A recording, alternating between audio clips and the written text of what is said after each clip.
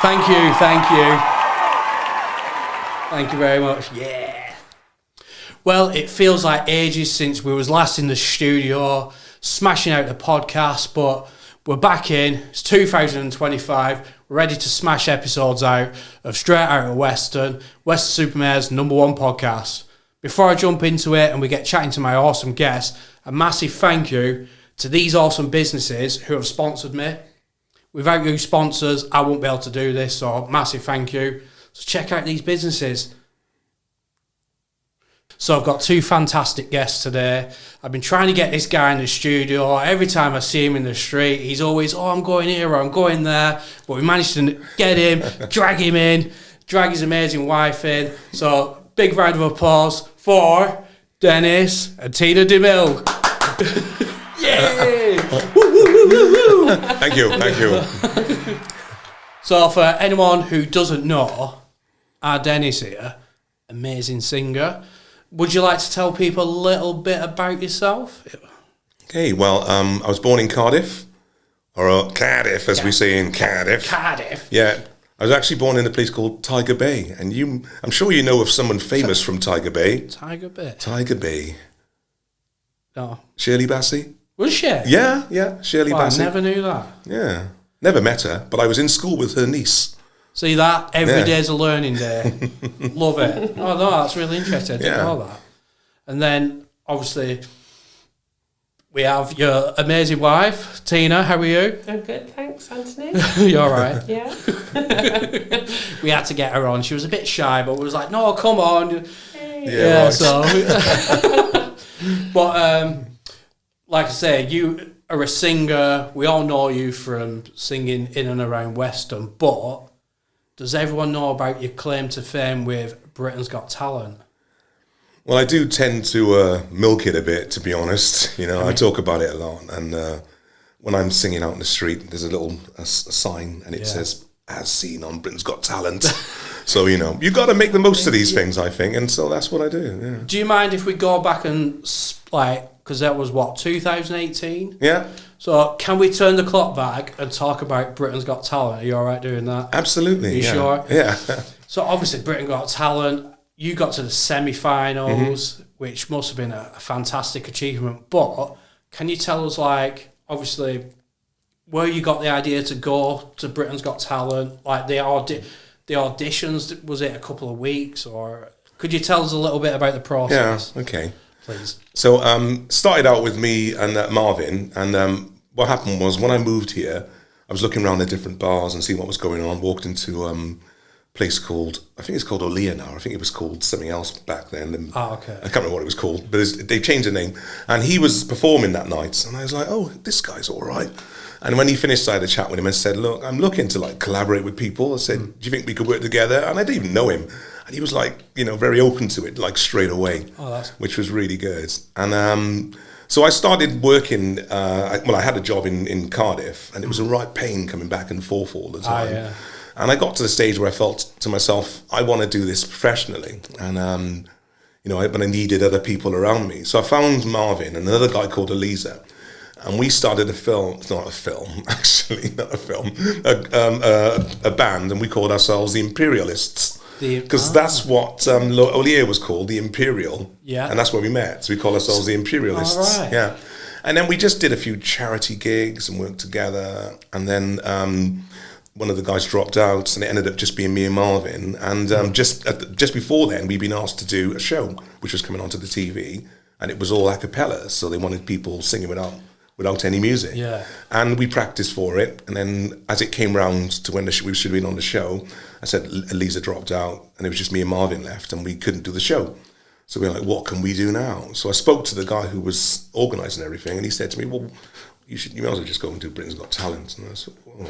Yeah, so, and the funny thing was, it was like a week later, I picked up the newspaper, the Mercury, and there it was. It said Britain's Got Talent auditions, this time and the date, and we couldn't wait to get down there. That is crazy. We couldn't wait to get down there, and we just queued like everybody else, and and when we got to our performance, we practiced it, we worked out all these different songs to put them together, it was like a jazz medley, and it just worked really well. And we finished our performance, and everyone clapped. The people who were queuing were clapping. Oh, nice. And it was just like it was really just confirming that we had done the right thing. Did you do like a fist? Yes. I can't remember. Yes. Probably we did do it. Yeah, but it was a great moment. Yeah, it was absolutely just a great moment, and we knew at that moment that we were going to go further than just that audition. So you had, was that the first audition? I'm guessing? Yeah. So you have your first audition at the Sovereign Centre. Then do you have any more auditions? Yeah. There's lots going on behind the scenes. This is what always fascinates me. It's like you see, like, we've come here for our first audition, then the next thing they're at where they're on TV. But so how many more auditions did you have to go So through? It really is like a process. So it's kind of, you've made it already to get as far as, and then they keep vetting the acts to see if they're up to the standard that they require. So with us, it was just to do with different song choices, and after a while we had to go. We were back and forth from London literally 3 times a week. It was crazy. And then we had to have this meeting with all the musicians and the musical directors. And they wanted to really decide what song we did for our semi-final. And because you got to remember, when we got there at the beginning, we got to the Palladium because they invited us there, and then we did our performance. And then after that, we had to get on to the semi-finals. So the process is actually quite long, and it's probably going to take me all day to go through it. Yeah, okay. If you want. No. But I was always interested in it. Like, there was quite a few processes. Oh yeah. And then when you get that, you're through, and then you're on the TV. Where was the stage? Palladium. That was the London Palladium. Okay, Yeah. Palladium. And the funny thing about the Palladium is we've all seen it. Yeah, we watched it on TV. So when we walked out onto the stage to do our performance, me and Marvin, it was just like. It was like I was watching telly. It was just really weird. There's Simon, there's Alicia, there's Amanda, and there's David Williams. And I'll tell you about that some other time. Oh, okay. So sorry, David. But so yeah, they're there, and it's literally like the way you see it on the TV. It's really surreal. It's kind of. Can I ask Tina one question? Yeah. Because I bet everyone's dying to ask this question. Does he sing in the shower? No. Everybody asks me that question. Everyone who walks past, and I'm there, does he sing in the shower? No. I mean, he just loves singing in the street. He does. Oh, yeah. There was a market, Nelsey Market, Farmers Market, he would sing. I would be there selling my products, and he was stood singing, and it felt like he was singing to me. That's the only time. Yeah, I know, he says. It was. But no. Our shower is not very... the acoustics aren't very good. It's a bit echoey, yeah. Yeah, it's not the greatest. So, you're back home in Weston after a fantastic experience. How does it go from being on this massive high to coming back home, back to, not singing in the shower and getting on with your normal life? Well, normalish life. Well, the next thing you need to do is make the most of it. Yeah. And so we did. We made the most of it. One of the things that we did was get around different towns, different cities, and see if we could sort of break into those areas and get some bookings. And one of the best places we managed to get into was in Henley. Oh, okay. Yeah. So they got the regatta and all that, and they got loads of boats going up and down. We just did a wedding fair there, and they just liked everything, and they said, "Look, you guys, if you want to come and do some work, we'll get you working." And we were up there sometimes every weekend for the summer, and then guess what messed it up? Lockdown. Yeah. Lockdown came along, and that was the end of it. Yeah, it's a shame. shame. It's a real shame. We loved it. It was. I mean, near Henley, and we get celebrities on the boats as well. Oh, nice. Yeah, like I was on one of them, and I think it was Bruno Brooks. Remember the DJ? Yeah, Bruno the DJ, Brooks. Yeah, because I'd met him a few times. Yeah. And I remember saying to him, I met you like this place, that place. And he couldn't remember any of it, seriously. I think he was drunk. but it was nice to see Bruno. Yeah. So do you remember me? No. You did a charity gig for Simon Cowell, didn't you? Did I? In London. Oh, yeah, of course. That's right, yeah. So many things that you did do. Yeah, so there's they have a charity foundation, and they do a showcase once a year, and they invited us to go and do it. And we were hanging around for ages, and Lost Voice guy showed up as well and started telling jokes. Nice. And then who else was there? Tony Hadley. All right. So I've met Tony Hadley about, I don't know, maybe 10 times. Good mates with him, yeah. It's like, so when I lived in Sheffield, he used to pop into Sheffield all the time. Right. And I remember he came into the bar, and I was like chatting to him, and then he came. I was in another bar working, and he came in the same bar, and I was like, "You following me?" And he was just laughing. And then I can't remember the name of the hotel now. It's a big posh hotel in London. What was it? I can't remember the name now. It's gone. But we got to the hotel, walking into the foyer. And there he is walking towards me, and he's like, "All right, mate." I was like, "Not you again." It's just weird. And he's a lovely, lovely guy. Seriously, really genuine. You wouldn't believe how nice he is. He's just like, he likes to help people out. He's always putting bands together, putting people in the right place so they can make it. And he just really is a top bloke. Yeah. I mean, you've obviously got a lot of experience in the music industry. You've been around it for quite a bit. Have you got any advice you would give to an up-and-coming musician who wants to get into the industry? Yeah. Any good pointers? What? The best thing to do is just get out there and make contacts, be seen, use the technology.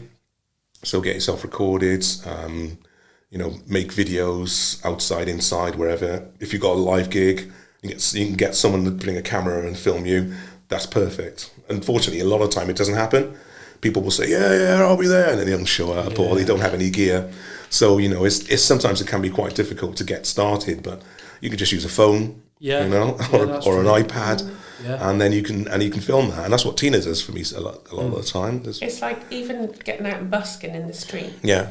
Getting seen, Yeah. It's just that confidence for someone to stand in the street and busk, because it's still a gig at the end of the day. Yeah. I know that you go busking in Weston, and every time I'm out, so the amount of times I've seen Dennis busking, and I've tried to get him on the podcast, but he's like literally, I'm doing something next week, and but it's great because like you'll be walking, just hear it, and you just like that live music in the street, it just transforms the high street. Yeah. It just gets a bit of a vibe going, especially if the sun's out. You've got live music, it is fantastic. So we need more musicians on the street. The other thing as well is that if you travel around different cities, you'll find out most of the high streets, they've got like cars driving down them. Yeah. Whereas, and then a lot of them are quite wide as well, which makes it more difficult.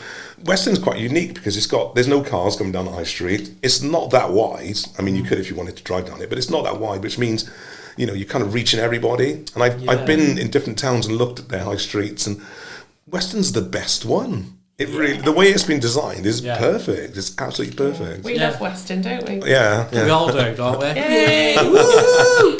Go back. So, from over the years of performing, what is your all-time favourite memory from, anything from Britain's Got Talent to busking in Weston? What would be your best memory or favourite memory? Well, one of my ambitions from when I started professionally was to get on the cruise ships. Yeah. And I managed to do that. So my first one was last year. And it was just, until you go on the ships, you don't understand how fantastic an experience it is, and you're treated like royalty as well, really? as an entertainer, yeah. And I remember just flicking through different songs, and I found this song from a guy called Matt Monro. You might have heard of it, called "This Is the Life." And if you read the lyrics, it's literally about somebody who'd managed to get on a cruise ship. That's what it's called. No way. So I had this song, and so when I got on the ships, it was quite cool. I could sing that song about literally my transition from land to a ship, And every now and then I sing the song in the high street sometimes, and people of a certain age, they know who Matt Monro is, and they'll know that song, and then other people who are not of a certain age don't have a clue about any of it, It's nice it's got that little meaning. That's why you sing it. That's really interesting. Yeah. So for me, it was like it came into fruition. I sort of, like you would say, manifestation, wouldn't you? So I kind of manifested it in a way. Yeah, it was meant to be. Yeah, I like that. Yeah, and I'm back on probably in about a month. Yes, that's why I had to try and get you in soon as I was like, get in. He's got a little window and I need to grab him before the ships whisk him off. And it's only a week though, isn't it? No, it's only a week, yeah. I mean, sometimes you can go off for 3 months, but, you know, I can't abandon my wife for 3 months. She would. I don't know what she'd do. You can, Dennis. I don't know what you'd do for 3 months. You heard it, he's allowed You'd to be go. bored.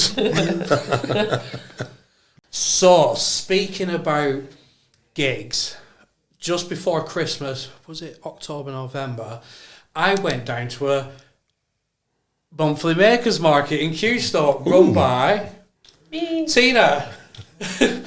And as I'm walking around looking at all the goodies and stuff, I hear a voice on the stage, and our man Dennis was on there. So, so this monthly market, do you want to speak about your monthly market? Yeah, so it's every last Sunday of the month. Yeah. It's from 11 until 2. Yeah.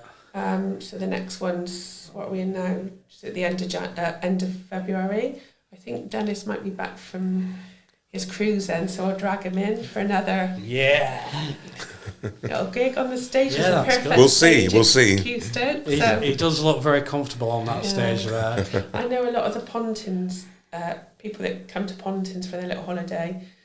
It's called Sand Bay Holiday Village now, sorry. But Yeah.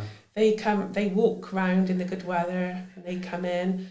It's a really lovely atmosphere. They all dance, don't they? They sometimes, I don't know if you've been there when they've been dancing Yeah, and singing.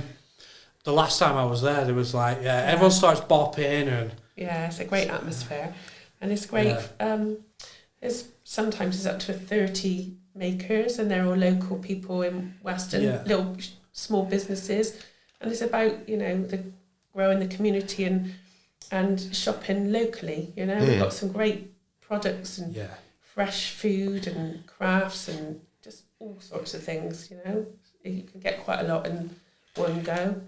Speaking about your market, we can actually jump there now and we can check it out. So keep watching and we'll show you the Makers Market.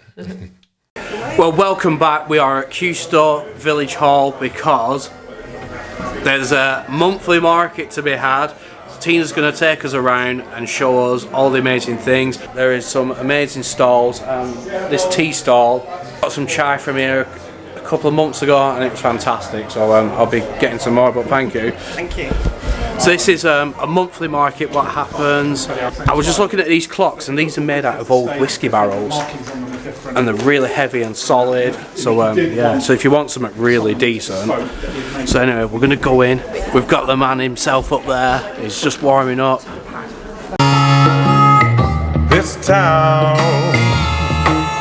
is a lonely town, not the only town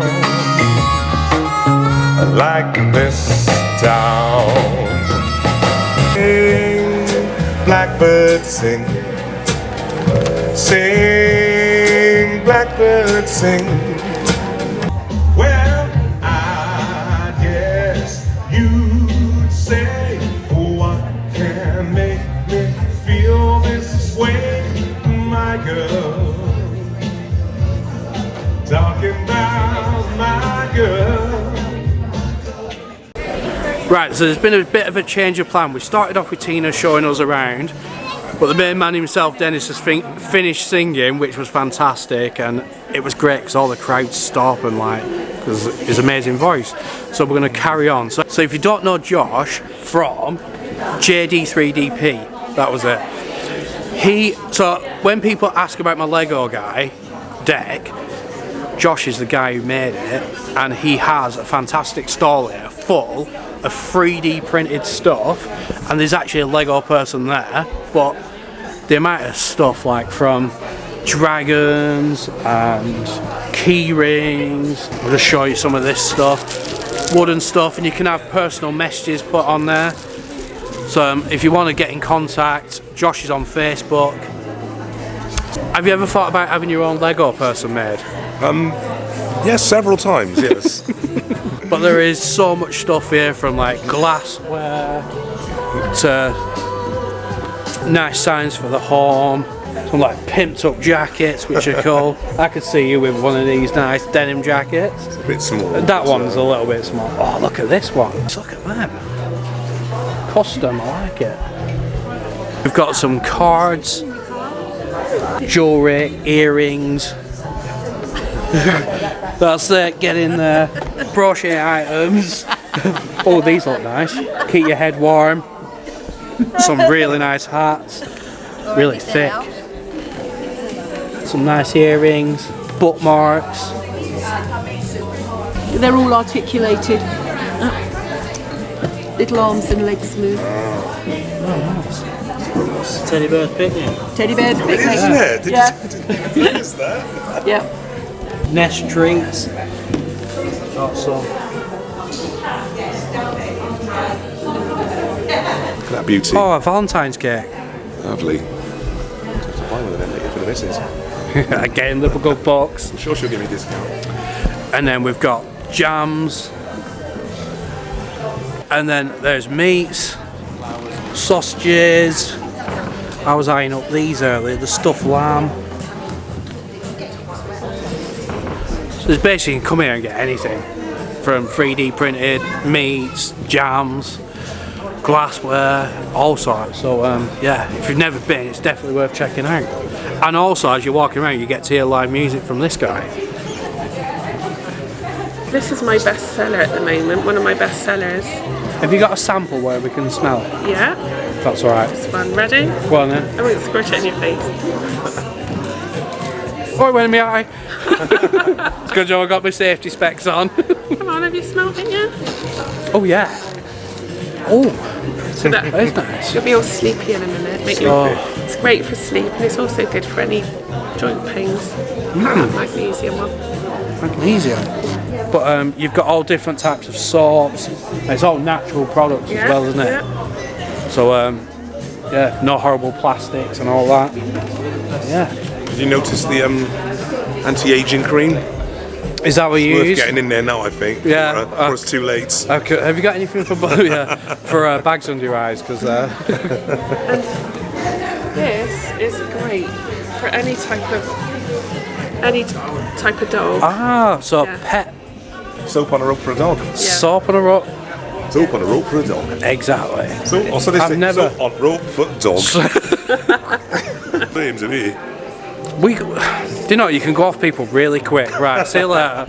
You didn't let line like Dennis. He loves it, he's good. He does. And if by magic we're back in the studio after our amazing tour and look round at the Kewstoke monthly market, I hear there might be another market in the pipeline. Yes. Really? Yeah, we've got some exciting news. As from the end of March, it's going to be every last Saturday of the month. Okay. So Kewstoke is every last Sunday, and the new one, which we are going to call We Are Super Monthly Market, which is going to be in We Are Super in the Sovereign Centre. Oh, fantastic. Yeah, and there's going to be 20 traders, again, all local little businesses and crafters, food, and we're really looking forward to that. Oh, that's fantastic. But a massive thank you to you guys. I know how busy you are, and I really appreciate you taking the time out to come and have a chat with us. So as a thank you, we've got you some white shades. If you could pass them Thank on. you. Thank you very much. Oh, I'm going to try mine on. Get him on. Let's have a look. Oh, mine's been very sealed very well. Oh, I double bagged that one. What do you think? You ready? Oh, yeah. Perfect. Oh, yeah. You guys look Dennis amazing. looks cooler. It does. Yeah. No, you look much cooler than me. I've also got you a Straight Outta Weston keyring, which is also a bottle opener, and it's got a little slot in it. Well, I was always wondering, and someone who I know said that's for opening cans, like cans of Coke and other drinks. So there you go. Thank you. Red wine, Dennis? It's, Whatever colour. whatever. Whatever colour you want, I'll open it with for you. It's fine. But yeah, massive Lovely. thanks, honestly.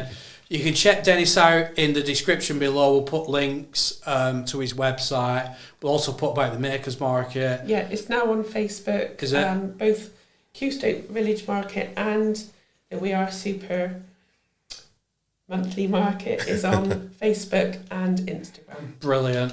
So guys, get checking that out. If you're into markets and locally made stuff, it's definitely worth checking out. But thank you guys. Thank you to our sponsors, and I'll see you on the next one. Thank you very much, guys. Don't forget to like and subscribe. Bye guys. Thank you. Bye. Bye. Bye. Straight out of Weston, shout to the town. Weston-super-Mare, where we hold you down. High energy vibes, we wearing the crown.